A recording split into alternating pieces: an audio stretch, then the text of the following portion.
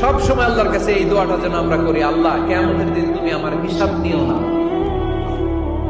আল্লাহ তুমি আমার বিচার বসিও না, আল্লাহ তুমি দয়া করে আমারে মাফ করে দিও।